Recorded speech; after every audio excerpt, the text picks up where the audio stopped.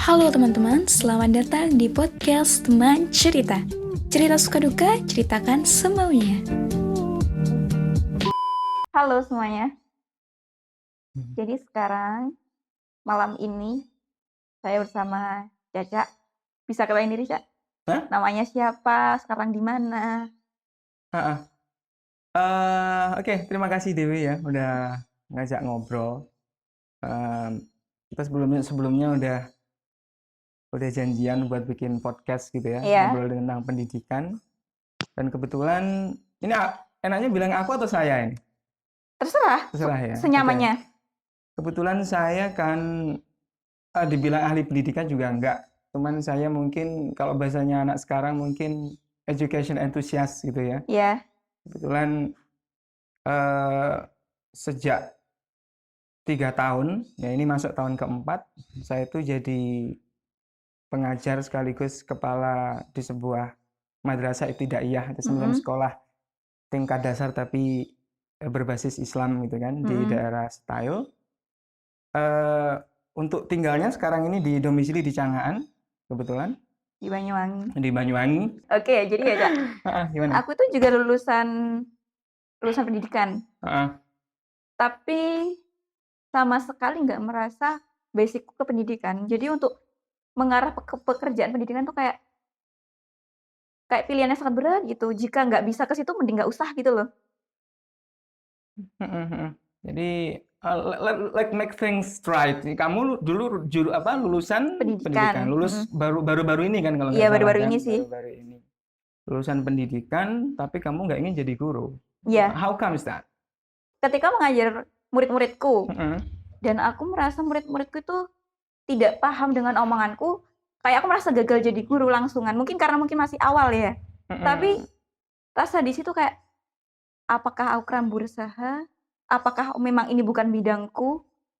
Kayak ketika murid-muridku masih nggak tahu sama sekali tentang aku ngajarin, kayak so sad gitu loh. Dan aku nggak tahu harus gimana lagi. Padahal yang ku buat pembelajaran itu udah se-fun yang aku bisa. Nggak monoton pelajaran gitu, nggak. Tapi sometimes kalau murid-murid emang kalau dibuat fun kan banyak mainnya jadi jatuhnya ya. Mungkin karena ke arah situ juga sih, kayak kurang ngegiring ke pelajaran banget mungkin. Jadi lebih kemana? Aku nggak tanya dulu ya, kamu dulu ke arah artinya dulu pertimbangannya apa ketika kamu mengambil jurusan pendidikan? Mungkin nggak ke situ dulu. Iya. Tapi dari pengalaman kamu pernah mengajar, meskipun itu masih dalam kerangka praktek gitu Iya, ya, dalam praktek konteks masih. praktek mengajar, dalam rangka studimu. Kemudian kamu sekarang ini merasa bahwa that's not me. That's right. That's not me. Itu lebih kemana? Lebih karena kamu merasa benar-benar aku nggak suka ngajar deh kayaknya. Atau karena kamu merasa kok aku nggak berhasil ya? Kan beda. Iya. Nah, lebih kemana sebetulnya? Lebih ke nggak suka ngajar sih. Bukan karena kamu merasa kok I feel like I didn't make it, so I don't think I'm a teacher gitu. Tapi lebih kamu memang nggak enjoy jadi pengajar. Nggak. Kayak bagiku itu membosankan. Bagiku sih saat itu. Oke, makanya itu kan menarik itu kan. That's where in some ways. Jadi kamu lulusan Fakultas Pendidikan SMP ya kalau nggak salah ya. SMP. Artinya Guru SMP, SMP. bukan PGSD atau apa itu, tapi IPA. IPA. Terus kemudian kamu akhirnya you found yourself, you're not interested in teaching. That's right. Itu agak menarik sebetulnya. Begitu ya? Jadi sebetulnya ini fenomena ini nggak cuma kamu sendiri, tapi banyak gitu loh. Karena yang saya dapati begini, saya ketemu dengan beberapa orang, entah mereka ini, tapi biasanya saya tahu setelah mereka mengajar gitu loh. Tapi profesinya dia bukan seorang pengajar. Dan saya mendapati kadang orang-orang yang bukan pengajar, tapi jiwanya itu guru banget malahan sebetulnya. Nah, tapi saya juga mendapati banyak sekali dalam jumlah yang tidak kecil orang-orang yang mereka adalah pengajar. Artinya profesinya pengajar, tapi mereka sama sekali bukan pengajar. Dari segi apanya? Dari segi banyak hal lah. Dari segi mungkin ketelatenannya, terus juga dari segi apa namanya? Kalau keilmuan? Saya rasa kalau keilmuan nggak masalah ya. Oke, let's say kamu FKIP untuk ngajar anak SMP. Aku yakin secara knowledge kamu udah pasti lebih dari cukup untuk mengajar anak-anak itu. Artinya dari segi pengetahuan tentang yang kamu ajarkan, dari segi konten. Iya. Permasalahannya itu kan biasanya yang kita nggak seberapa mumpuni itu kan dari segi dari segi konsep mengajarnya, jadi keilmuan tentang mendidik itu ya. Mungkin seperti itu. Meskipun sebetulnya biasanya kalau di kampus saya yakin banyak sekali ilmu yang kita pelajari, tapi seringkali ketika kita terjun, kita menghadapi realitas, kita benar-benar mengajar, tapi ternyata banyak hal yang ternyata di luar ekspektasi kita, di luar beda dengan teori yang selama ini kita terima di kampus, mungkin seperti itu. Karena selama menjadi mahasiswa FKIP, untuk praktek mengajar kan di akhir ya, Cak, ya. Dan itu selama pembelajaran cara mengajar kuliah itu dari dosenku sendiri jatuhnya. Bukan dari teori, ya dari teori dapat juga. Tapi kayak yang real life-nya itu lihat cara mengajar dosen. Oh, dosen kayak gini yang ngebosenin. Dosen kayak gini yang asik, jatuhnya kayak nanti kalau ngajar kesinilah aku dengan cara ini, dengan cara ini. Tetap real life-nya itu dari gurunya sendiri sebenarnya. Kalau dari gurunya sendiri mungkin tidak ada something new, mungkin tetap aja di mahasiswanya tetap kayak gitu, ya nggak sih, Cak? Apakah maksud kamu Dari cara ketika kamu mengajar, kamu terinspirasi oleh bagaimana dosen kamu mengajar seperti itu kan? caranya? Bukannya beda ini konteksnya, karena dosen kamu mengajar kamu seorang mahasiswa dan kamu akan mengajar seorang siswa yang ini bisa dari range berbagai usia, bisa anak SD, bisa anak SMP. Bagaimana maksudnya? Tapi kan biasanya mengajarnya, tapi dosenku itu belum ya, Cak, ya. Belum sepenuhnya lost gitu kan ke mahasiswanya. Maksudnya kayak ini kasih tugas pakai project ini langsung gini enggak semuanya kayak gitu. Ada beberapa yang sering jelasin. Jadi aku lihatnya dari situ, Cak. Kayak dengan penjelasan seperti ini yang monoton gitu kayak ngebosenin banget ya. Oh, oke, gini deh, aku kayaknya paham deh maksud pertanyaanmu. Karena begini, kalau aku lihat sih kayaknya ya, aku juga ingat kok ketika aku diajar oleh dosen yang notabene doktor gitu ya, profesor or whatever. Jadi kayaknya sedikit banget deh pengajar-pengajar kita di universitas. Bukan, saya nggak tahu loh ya, aku nggak pernah survei tentang itu. Tapi mungkin saja misalnya anak-anak mahasiswa PGSD, aku nggak yakin kalau dosen-dosennya ini adalah orang-orang yang pernah ngajar SD. Iya. Bisa aja mereka sudah master, mereka sudah S3 gitu pendidikannya. Tapi kalau kemudian mereka nggak pernah benar-benar mengajar, kenapa benar-benar? Artinya benar-benar ngajar, jadi guru sampai berapa tahun gitu misalnya. Kalau cuma praktek pastilah mereka pernah. Cuman bagaimana orang pengajar kita ini akan benar-benar tahu keadaan mendidik anak-anak itu kalau mereka nggak pernah benar-benar jadi guru? Iya kan? Paham ya maksudku ya? Paham. Jadi ya itu, akhirnya ketika pengetahuan yang tertransfer kepada kalian sebagai mahasiswa mungkin juga karena not really based on real experience. Nah, that's right. Jadi teori-teori aja yang banyak gitu loh. I'm sorry to say. Yes. I'm sorry to say. Tapi kayaknya seperti itu. Dan teorinya juga kan teori-teori lama sebenarnya yang dipakai itu. Iya, karena iya, benar, teori-teori yang paling lama. baru setauku hanya STEAM. What's that? STEAM itu mungkin aku science, mungkin pernah dengar tapi technical, engineering sama matematik. Jadi pembelajarannya itu dimasukkan ke semua itu. Jadi kan ada action-nya juga di situ. Bagus ya pembelajarannya, tapi untuk diterapkan itu agak sulit. Teman-temanku yang penelitian pakai metode itu emang agak sulit diterapkan di sini. Sepengetahuan saya sih. Ya, tapi kamu are we going the same way? Kita sepakat ya, Mas. Ya, seperti itu sepakat kayaknya sekali. Ya. Jadi keilmuan yang ditransfer ke kita itu lebih banyak pada tataran teoritis gitu loh, nggak benar-benar grounding akhirnya gitu loh. Karena keadaannya memang sangat berbeda. Artinya kayak misalnya ini aku pernah kuliah kan juga kan S2 bahasa Inggris kebetulan, meskipun nggak sampai selesai, tinggal tesis terus nggak selesai. Waktu itu kan sebetulnya aku udah ngajar bahasa Inggris di SMA dan aku mendapati that sad facts, bahwasanya anak SMA kelas 2 atau 3 itu bahkan yang paling dasar dari bahasa Inggris kayak to be aja mereka nggak ngeh gitu loh. Ketika mereka diminta untuk menerjemahin sebuah teks gitu, mulai dari yang kecil-kecil banget mereka harus nyari di kamus, mereka nggak tahu. Pendeknya gagal total pembelajaran bahasa kita. Gitu Padahal kan. seharusnya basic itu ada di SD. Kalau kurikulum sekarang sih di SD itu sudah diajarin bahasa Inggris. Kalau zaman saya belum. Sekarang ini anak SD sudah diajari bahasa Inggris meskipun sifatnya masih pilihan. Jadi sekolah boleh ngajarin, boleh enggak. Sekolah boleh ngajarin, boleh enggak. Cuman gini yang menarik, kita kembali ke masalah kita yang tadi ya. Waktu itu kan aku ekspektasiku, gitu, nanti di situ aku akan banyak belajar tentang hal-hal yang real gitu loh. Di mana teori diketemukan dengan realitas sehingga benar-benar kita bisa benar-benar ini ya. Komplit ya Iya, pemikirannya. bisa benar-benar komplit. Ternyata enggak di situ itu. Contoh aja misalnya tentang pengajaran dalam konteks bahasa Inggris sebagai bahasa asing, benar-benar asing loh ya. Kan beda antara foreign language dengan second language. Seperti Singapura itu bahasa Inggris second language, bahasa kedua. Tapi Indonesia ini benar-benar bahasa asing buat kita sebetulnya dalam konteks negara kita ini. Nah, di situ ternyata nggak banyak, sekali lagi teori, nggak banyak memotret tentang kegagalan itu nggak banyak. Mulai dari awal kuliah sampai mendekati lulus, kita nggak banyak memotret tentang kegagalan itu. Sehingga ya apa ya, kuliah kita ya hanya di permukaan aja. Kayak everything is okay. Padahal everything is wrong here. Jadi sekali lagi ada benang merahnya kan ya. Dan itu mungkin juga dalam konteks pendidikan yang lain ya sama aja. Kayak permasalahan di bawah itu seperti apa itu tidak benar-benar terpotret nanti, tidak benar-benar dimunculkan di bangku kuliah. Jadi solusinya tidak didapatkan karena masalahnya tidak dimunculkan. Masalahnya tidak dimunculkan. Sebenarnya masalah utamanya di mana, Cak? Sebetulnya obrolan tentang pendidikan itu kan ada banyak ya.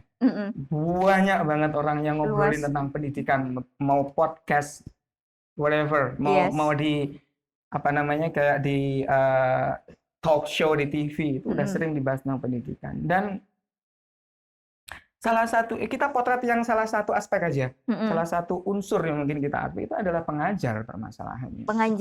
Pengajar permasalahannya. Yaitu kamu ini termasuk bagian dari potret masalah itu sebetulnya. Bagaimana kamu bisa masuk ke FKIP sementara kamu ternyata nggak sreg ngajar. Ini kan masalah ini.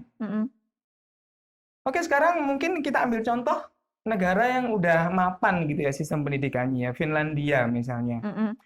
Finlandia itu dari yang pernah saya baca atau yang pernah saya dengar dari konferensi pendidikan atau apapun, itu pernah ada Pasi Stolberg, itu seorang nggak tahu dia aktivis atau praktisi pendidikan Finlandia ya. Jadi setiap tahun pelamar yang ingin masuk ke FKIP itu jumlahnya itu sekitar 7.000-an rata-rata. Yang diterima itu hanya 700 sekian. 0,1% atau 1%? Iya, pokoknya dikit banget. Dari 7.000 diterima cuma 700 bayangin. Iya kan? Iya. Terus ada juga dia di sebuah forum dia pernah cerita, Pasi Stolberg gitu, bahwasanya dia pernah suatu ketika dia tuh ditelepon sama ponakannya. Ponakannya itu telepon sambil nangis.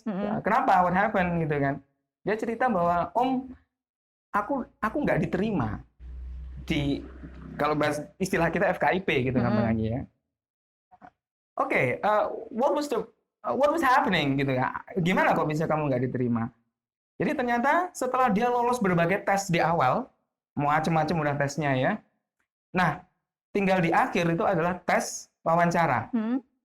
Dan kalau di sini mungkin kita cukup dengan tes tulis dan lain sebagainya, di sana untuk bisa diterima di FKIP setelah tes berbagai macam itu masih ada mereka harus menghadapi panel yang isinya ada profesor-profesor semua. Langsung profesor? Ya, langsung profesor. Setiap anak yang ingin menjadi mahasiswa FKIP, bayangin coba. Panel profesor yang menghadapi, dia ditanya, kenapa kamu ingin jadi guru? Gitu kan? Terus jawab dia nggak siap sebetulnya dengan pertanyaan itu, tapi dia jawab begini ya, karena kebetulan keluarga saya adalah keluarga guru, bapak guru, ibu saya guru, om saya pemerhati pendidikan dan lain sebagainya. Terus alasan yang lain, itu dia mau ngelamar mau ngambil jurusan untuk pendidikan dasar ya. Dan terus alasan yang lain karena because I love children. Ditolak. Katanya omnya ya, kurang kuat ya ya. pastilah. Kalau kamu di depan panel profesor, kamu pasti akan suka anak-anak gitu. Nggak mungkin Iya. kamu nggak akan suka, nggak Iya. akan ngomong nggak suka anak-anak gitu kan. Iya. Dia gagal. Mm-mm. Terus kemudian akhirnya dia sepakat dengan omnya bahwa oke gini om, aku akan coba untuk magang dulu menjadi asisten guru. Mm-mm. Akhirnya dia sempat di 2 sekolah mungkin menjadi pembantu guru, Mm-mm. jadi mendampingi guru di kelas gitu kan. Selama 1 atau 2 tahun kalau nggak salah ya. Terus kemudian dia ikut tes lagi untuk diterima di FKIP, dan di sesi interview itu dia jawab, kenapa kamu ingin jadi guru? Karena aku udah selama 2 tahun ini menekuni sebagai asisten guru, and I know what it is like to be a teacher. Aku tahu bagaimana menjadi guru, dan menjadi guru itu adalah profesi yang penting di mana aku akan berkontribusi mempersiapkan generasi bangsa ini. Keren kan? Sangat keren. Nah, karenanya dia baru diterima menjadi mahasiswa FKIP. FKIP. Nah, coba kita bandingkan dengan di sini.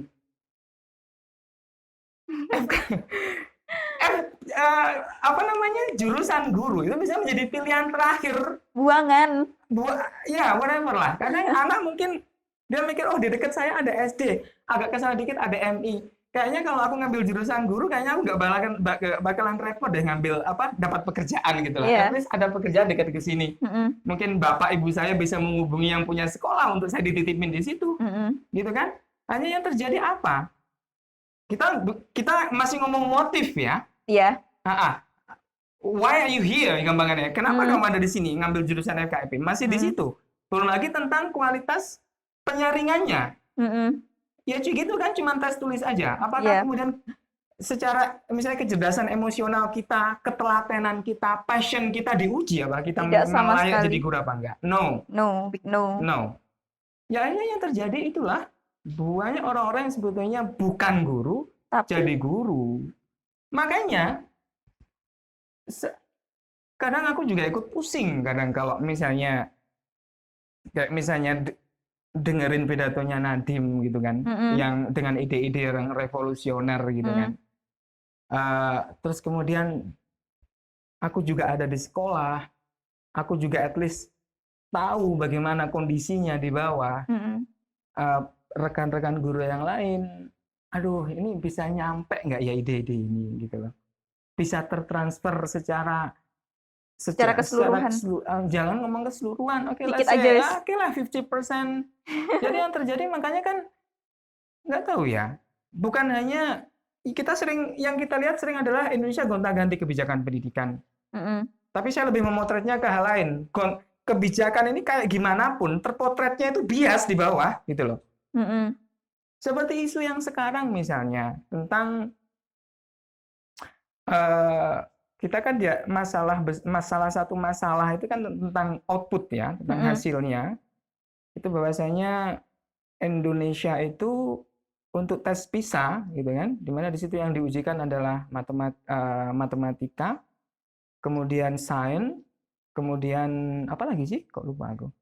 Matematika, sains, literasi. Oh ya, baca. Literasi, ya baca. Itu kan 3 ini yang diujikan di PISA sebagai tes berstandar internasional, guys. Sebetulnya ini untuk mengetahui tingkat kemajuan pendidikan di berbagai negara di dunia.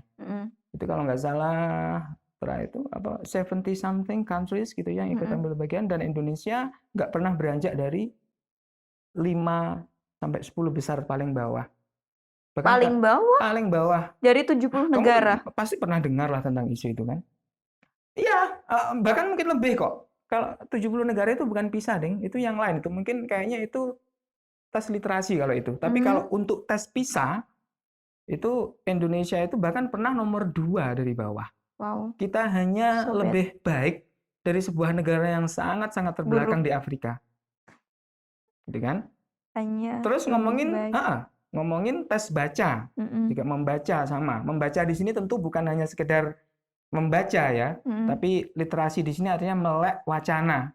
Bagaimana seseorang itu ketika baca, dia dihadapkan pada masalah, dia bisa mencari informasi yang relevan, kemudian mengelola informasi ini, Kemudian bagaimana menarik kesimpulan dari berbagai informasi ini menjadi kesimpulan yang berguna buat dia dalam memecahkan suatu masalah. Dan Indonesia, anak umur 13-an tahun rata-rata kelas 3 SMP kan, itu skor literasinya itu 34,5.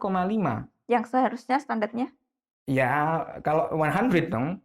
100. Tapi 34,5 itu adalah bisa baca nggak ngerti blas maksudnya. Berarti yang masuk hanya pembelajar membaca aja, pemahamannya kurang sekali. Bisa baca gitu aja, tapi mereka nggak paham. Nggak paham sama sekali Mereka isinya. nggak paham sama sekali. Nah kemudian kan Nadiem Makarim sebagai Menteri Pendidikan yang sekarang kan kemudian focusingnya itu banyak pada ini, ayo diobatin bareng ini, gitu loh. Makanya yang selama ini dia angkat ke permukaan tentang isu pendidikan adalah tentang bagaimana bisa mengangkat skill literasi dan numerasi. Numerasi itu di sini bukan hanya anak-anak bisa menghitung, tapi bagaimana konsep-konsep matematika ini anak-anak bisa menerapkannya dalam kehidupan sehari-hari.